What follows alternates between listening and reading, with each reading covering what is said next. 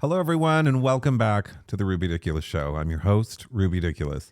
I want to say next week is the beginning of fall, the fall of the United States of America. That's correct. So have your pumpkin spice scented dildo because we're all getting fucked. So join me on this journey.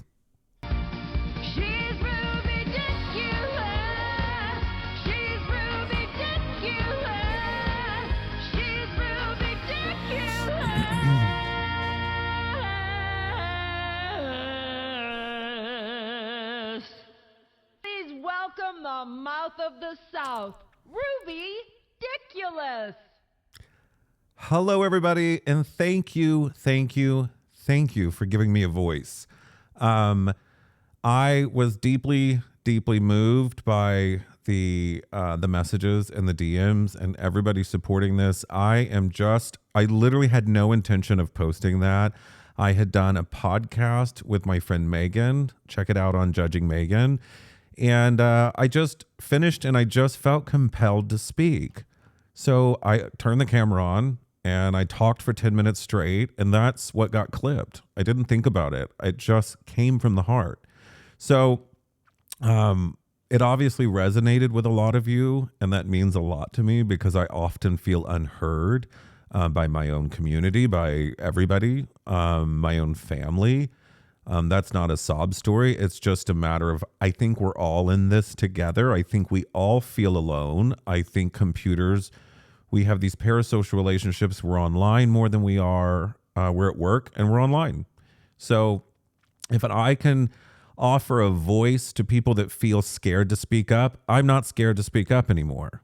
I'm just not. There are no downsides anymore because we have set an example.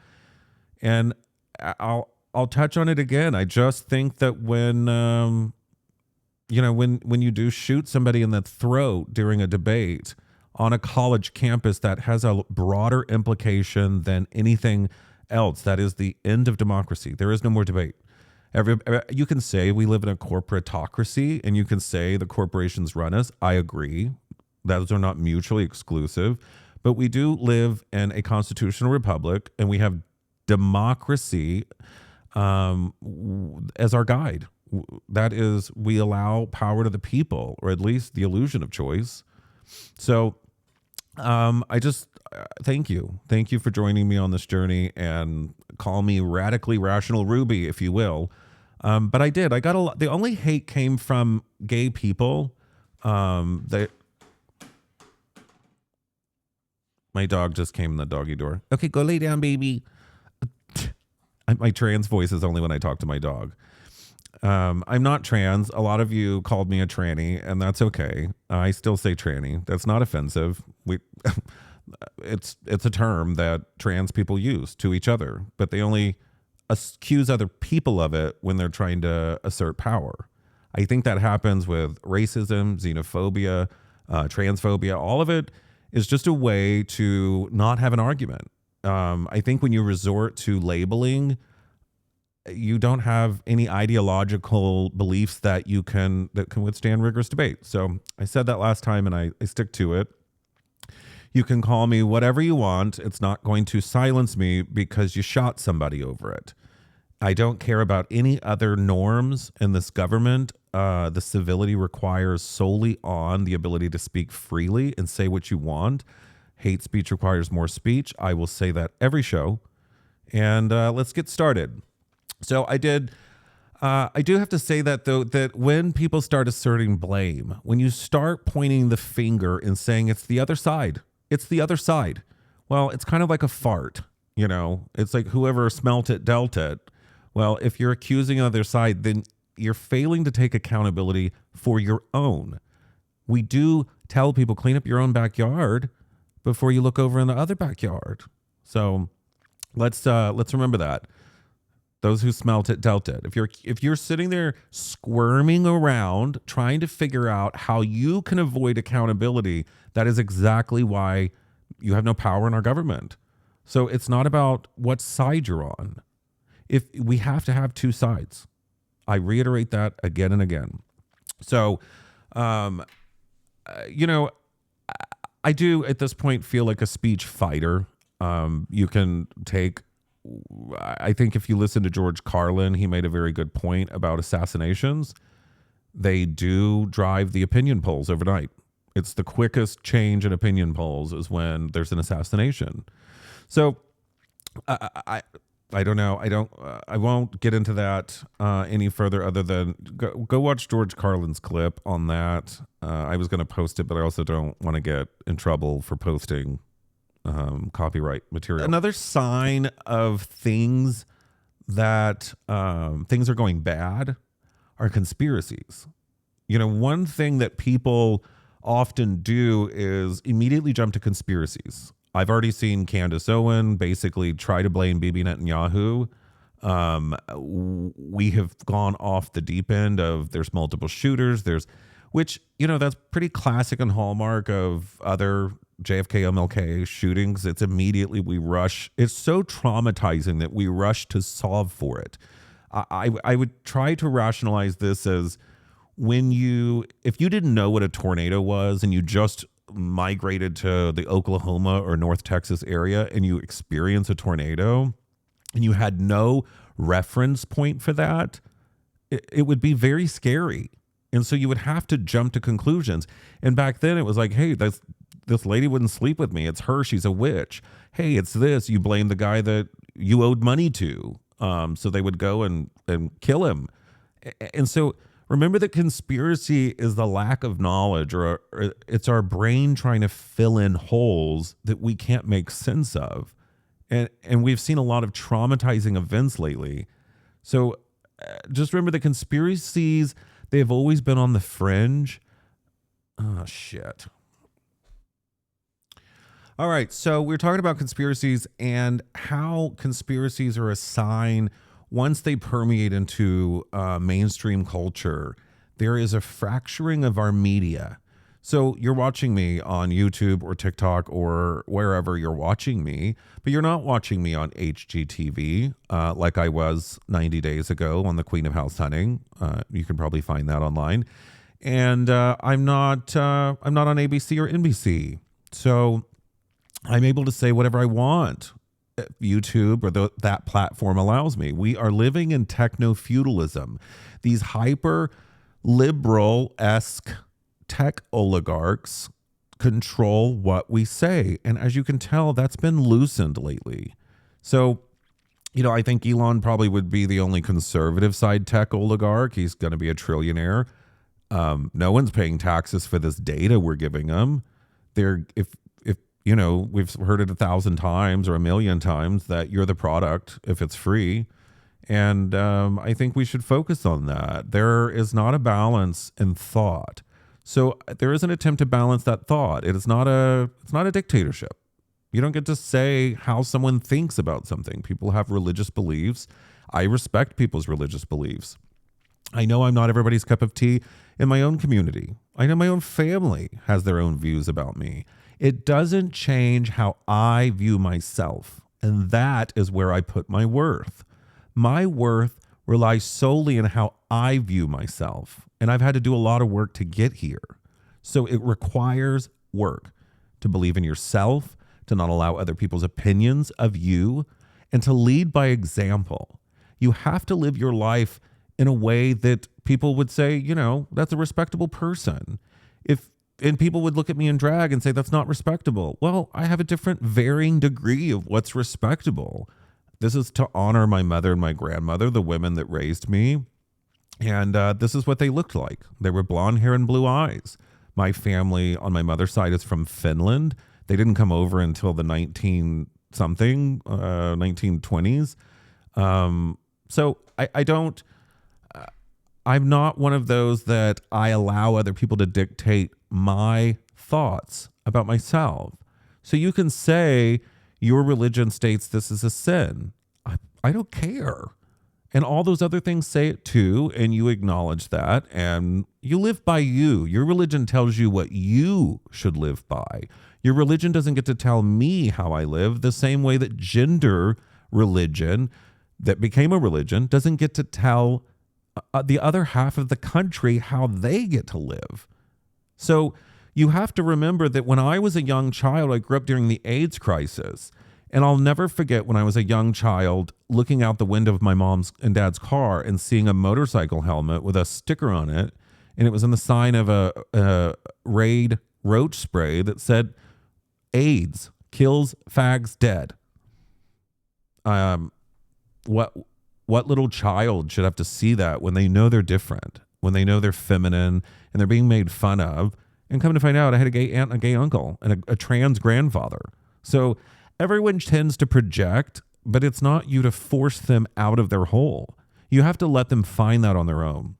So I say that not to be divisive. I say that to remind people that, you know, when gays were fighting for their rights, we were asking to be treated equal. And the other side was like, no, once you get married, you're going to marry multiple people. And with the trans people, they're going to transition into dogs. Well, I'm sorry, look around, because there's a lot of trans people that dress up as dogs and have partners that have multiple partners. They're all in some kind of commune. They're communists. There's a communist gay sect. And to not root that out and call it out is why we're in the position we're in. So when you have something in your community, you call it out. You say something. We don't adopt the belief that we don't rat or we don't snitch each other out. You call it out. And you shun it from your community, because birds of a feather, those are principles I was raised by, and they stand today. And I don't mean to come across polemic. I'm not angry about it. I'm angry that I've spent my whole life scared to speak out and call it out myself because of the repercussions. And I'm not scared anymore. If you want to be respected, shut up about your gender and focus on your $100 copays and your $3,000 deductible and why this country's sicker than every other country in the world. Because in a capitalist healthcare market, you are incentivized to have a sick population. That is a broad-reaching message. Most people are single voter issues. Find something that's representative of the electorate. We are an uninformed electorate because of the fractured media, like I said earlier. And from that, you can't make a lot of progress. So my voice, I will continue to use to say, I'm a capitalist. I just think healthcare is not under capitalism. And I think that would solve a lot. I spend over $2,000 a month on healthcare, and the health insurance pays $7,000 a month for medications. And that is not, they will come back on me. So when you say healthcare, that's a good topic to bring up and stick to. We don't have politicians talking about that. I posted something today about Elizabeth Warren. She was running to the Capitol and saying about how we need to get healthcare back. But she's not talking about healthcare for everybody. She's talking about Medicaid, and she's talking about disenfranchised people. We are all disenfranchised under the corporate situation of we are basically Mexico or Romania or any country that doesn't have a middle class. There's hyper rich, hyper poor. And what happens in those countries is they vote for a strong man because they all need someone to save them. We all want someone to save us. And Trump is a deeply flawed man, and the people are calling him out on their side. But nobody called Biden out. And nobody called out on the left because they were desperate for their strong woman. And then this other side has a strong. So these are a symptom of stripping this country of its middle class. And we are all wanting someone to save us. And it's not the corporations. And it's not Jimmy Kimmel's show on this huge corporate network.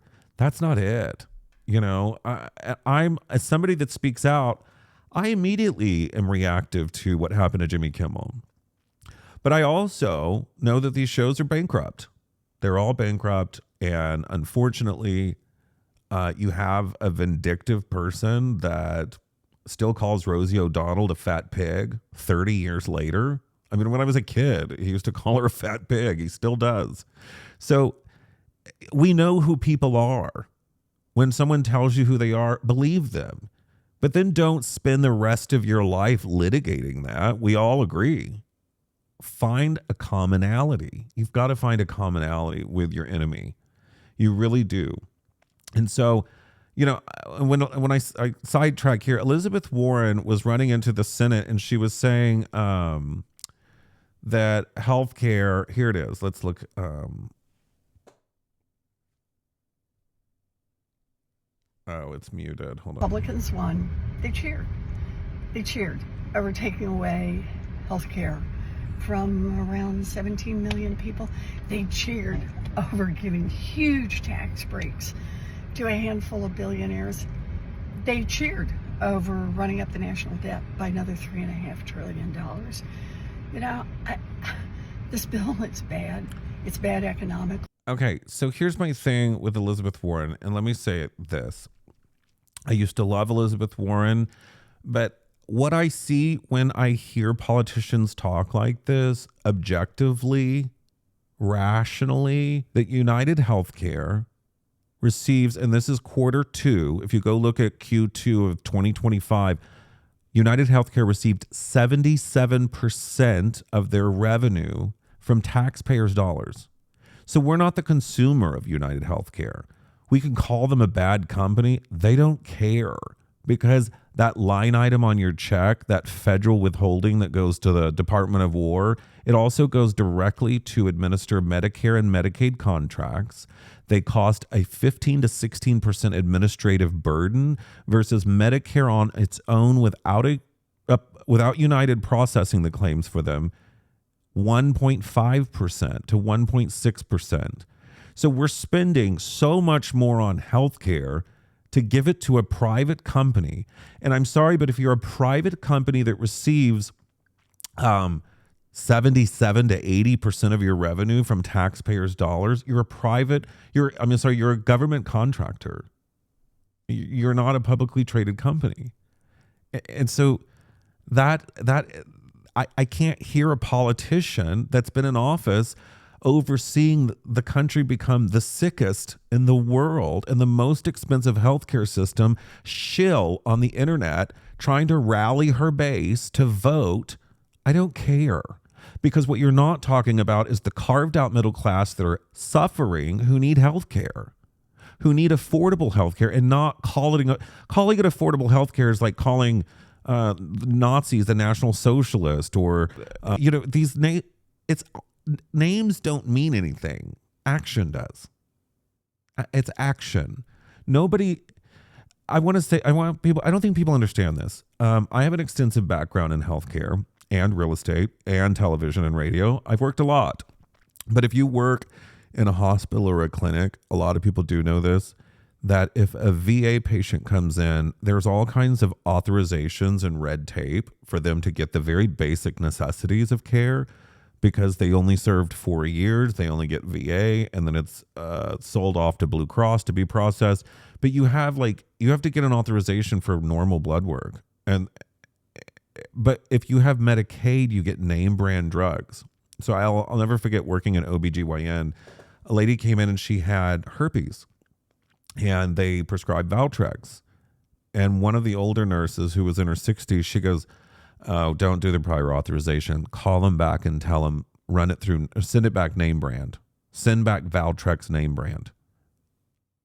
And it went through. No prior auth. Paid 100%, no cost share to the patient, because they're in the poverty line. But you have to understand that that medication is very expensive. And a VA patient will walk in right behind that patient with Medicaid needing Valtrex, and it's a generic and it's red tape. That's not a working system. Why are we penalizing the people that fought for our country? And I'm not trying to demonize poor people, but I've always been all or nothing, either no health care or all health care. Why do we not give it to the middle class, but then everyone else gets it? Because I grew up in South Texas where people did work and they make cash under the table and they tell the government they make no money. And that's it. I'm not for corporate welfare and I'm not for personal welfare. I think we don't live in a time of an industrial revolution where disability is for everybody. I think people that are truly disabled, not for me to judge or determine, Should, but I've also seen on the healthcare side people that file for disabilities with headaches and back pain and anxiety. Okay, well, I have all that, and I own 3 companies, and I run another one for someone else. So, and I tour, and I travel the country, and I'm on TV and radio.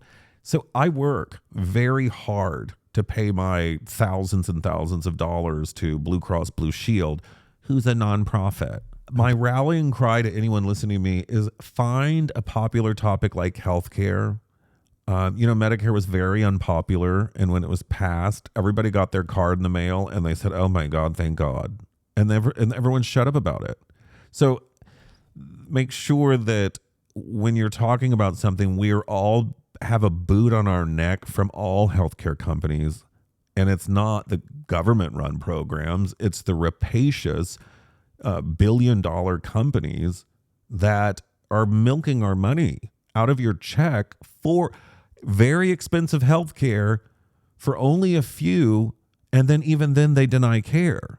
So again, look that up, prove me wrong, leave a comment, but I firmly stand that health care is a human right, and if we talk about that and less about divisive rhetoric about racism and xenophobia and transphobia and buzzword bingo and everything that you can come up with to avoid accountability of your own party, is to call out and stick to the narrative. If you notice, we all had class solidarity with the Luigi thing. I mean, my conservative friends and my liberal friends and my centrist and my moderate friends, they were all for it. We should not be for vigilante justice because our elected representatives don't represent our interests. So I say it that we know it's a very popular. The only reason you didn't hear Kamala talk about it because it's a popular thing, but not when your campaigns are funded by pharma and big insurance. So demand your elected officials talk about healthcare. Offer it. Don't let them sidetrack. It's all that you need to talk about. Single voter issues determine elections. And what we need right now is a change in our healthcare and not a bill called the Affordable Care Act. That's a bullshit name. Names don't matter. Action does. So make sure that we are asking for that because it's popular with Republicans, centrists, Democrats, all registered voters. Almost 70% support universal health care. It would save this country. Save it. So it's not communism to give health care to people. Not when corporations are basically communist companies. United is a communist company. The publicly traded part, I don't know. That's for billionaires to decide, but that's United Healthcare is a welfare corporation. It's not even a corporation. It pretends to be one. It's a trans corporation. It's transitioned to a communist, state-owned, essentially top-down health insurance company. So that's all I have to say about healthcare. I do say just focus on that, and we would actually have progress. But you have to talk to people on both sides to see where we agree. How do you not know? If you just yell racist at them and block them, well, what if they were for healthcare and now they hate you because you dress up as a dog? They would have respected that. It's America. But you blocked them. Your echo chambers and your silos, they only get filled with people that don't think for themselves. So, well, I think that's it. You know, I kind of rambled and ranted and radically rational Ruby. This is the Ruby Ridiculous Show. Thank you all once again for giving me a voice because nobody's ever appreciated my voice. No man has ever appreciated my voice until now. Thank you.